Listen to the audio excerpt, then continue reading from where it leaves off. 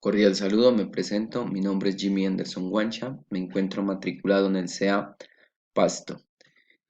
El día de hoy vamos a realizar una explicación breve acerca de la microbiología de suelos. Bueno, el tema es microbiología de suelos.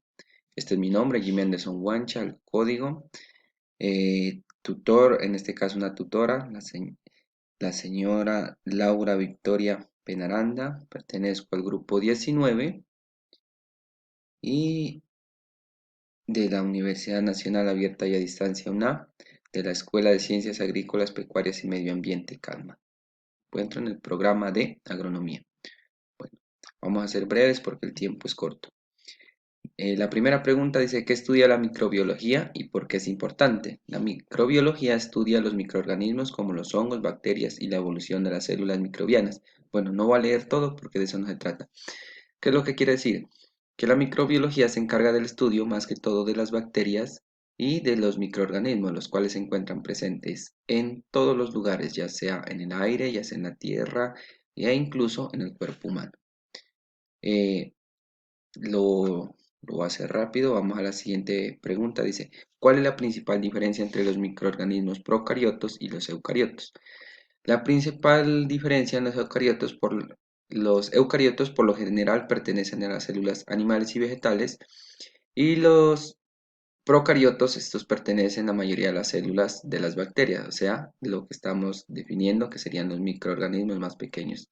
En esta imagen podemos darnos cuenta de la diferencia de una eucariota y una procariota. Las células eucariotas de los animales o las vegetales poseen, por así decirlo, una mayor complejidad y una mayor parte de organelos, mientras que las procariotas poseen menos organelos.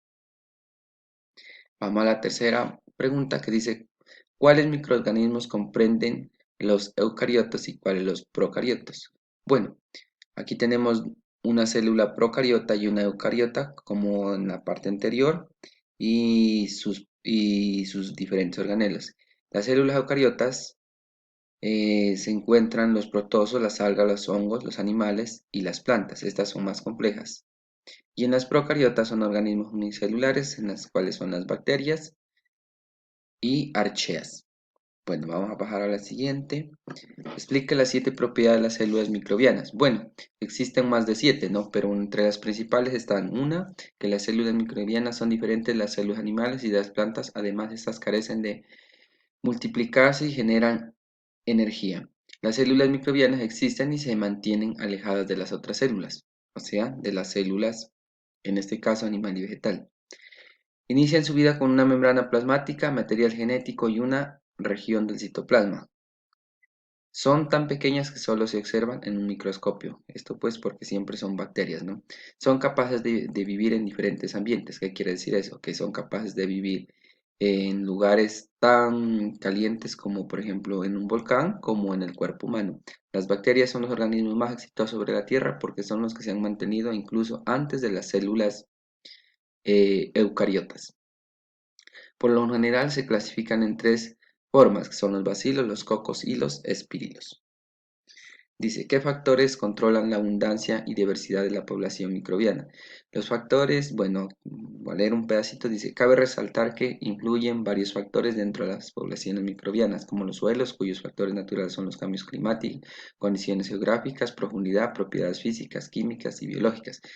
Pero más que todo yo creo que serían las propiedades químicas. En general, por ejemplo, en una finca utilizamos mucho los herbicidas, los insecticidas, y esto hace que pues cambie la abundancia o la diversidad de las poblaciones microbianas, ya que las estamos eliminando. Pasamos a la siguiente. Dice: ¿cómo se clasifican los microorganismos de acuerdo a las condiciones de su hábitat o el ambiente? Los microorganismos se clasifican de acuerdo a su hábitat, aunque estos los encontramos desde nuestro cuerpo hasta los lugares más inhóspitos. Los podemos clasificar en dos grupos principales. Los aerobios son los microbios que conviven en un ambiente rico en oxígeno, por ejemplo en el cuerpo, pero por fuera, o en el suelo o en el aire.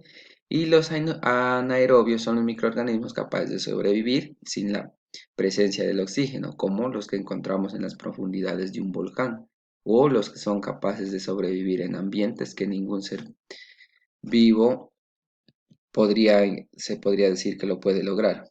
Dice, vamos a otra pregunta, la séptima, ¿cómo se clasifican los microorganismos de acuerdo a su forma y a su agrupación? Los microorganismos se clasifican según su agrupación en 4 grandes grupos, en bacterias, en hongos, virus y parásitos, dice. Las bacterias, los hongos, los protozoos y los virus.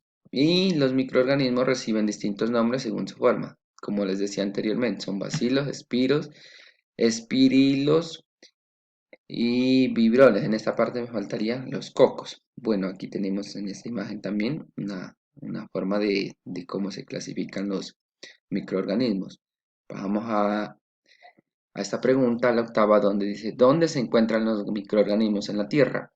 Los microorganismos se encuentran en todas partes, como lo decía yo, desde nuestro cuerpo humano, ya sea interior o exterior, como en los intestinos, y en la Tierra los podemos encontrar desde una mínima parte de porción de tierra. Por ejemplo, nosotros tomamos una porcioncita de tierra y en ella encontramos muchos de ellos. Algunos de ellos son las bacterias, los hongos, las algas, virus y protozoarios. Vamos a la novena, dice, ¿cómo se beneficia la agricultura de los microorganismos? Bueno, la agricultura se beneficia de los microorganismos ya que estos descomponen los restos orgánicos del suelo, unifican la materia orgánica y liberan los nutrientes haciéndolos asimilables por la planta. Muchas veces en nuestras casas poseemos materia orgánica, la cual la colocamos a descomponer o simplemente la regamos o la botamos en un cultivo y esta, gracias a estos microorganismos, esta se desintegra y luego las plantas las absorben en forma de nutrientes. Pasamos a esta décima, dice, ¿por qué es tan importante la bioremediación microbiana de los suelos? Es importante la bioremediación microbiana ya que consiste en la transformación biológica de contaminantes por parte de microorganismos, plantas o enzimas en diversos ambientes, incluyendo el suelo y el agua. Bueno, esto de la bioremediación últimamente es importantísimo, ya que nosotros diariamente utilizamos, por ejemplo, en los campos utilizamos herbicidas, utilizamos insecticidas, utilizamos plaguicidas, bueno, cantidad de venenos, por así decirlo. Y gracias a la bioremediación, donde se encuentran presentes a veces las plantas, a veces se encuentran presentes las bacterias, estas los asimilan y los transforman en diferentes componentes o algunas incluso los destruyen. Entonces, por eso es muy importante la bioremediación. Dice en 11, ¿qué estrategias de bioremediación le llama la atención? Pues en este caso a mí me llama la atención mucho el compost, porque en esta zona, debido a que es cafetera, muchos de los campesinos producen en abundancia lo que es la cereza o la cascarilla o la pulpa de café y en ocasiones se las arroja a las cañadas, contaminando aguas, contaminando los bosques y con el simple hecho de realizar un compostaje, ponerlas a descomponer, donde unos nutrientes, en este caso las bacterias, las descompondrían y estas nos servirían en primer lugar, serían pues algo que nos serviría mucho porque reemplazaría el abono químico porque ya tendríamos un abono orgánico. Y en segundo lugar, pues nos deshacemos de ella y no es perjudicial ni estaríamos contaminando. Entonces, ese es un tipo de bioremediación que me llama la atención y que en esta zona se lo puede aplicar. Y por último dice, seleccione un microorganismo de la tabla número 2 que podría solucionar un problema asociado al suelo. En su región, mencione brevemente cómo sería la acción microbiana de este. Bueno, yo he seleccionado las bacterias porque aquí, como lo dije, se utiliza, o sea, se trabaja mucho con el café y en el café se utilizan mucho las fumigaciones, ya sea para el piso con glifosol, su ingrediente activo el glifosato, o ya sea para las diferentes enfermedades como la roya, como son las plagas de la broca. Entonces, pues en este caso he seleccionado las bacterias porque ellas se encargan, por ejemplo, en el glifosol se encargan de utilizarlo como fuente de energía y en los insecticidas se encargan de romperlo, o sea que rompen esa cadena de contaminación.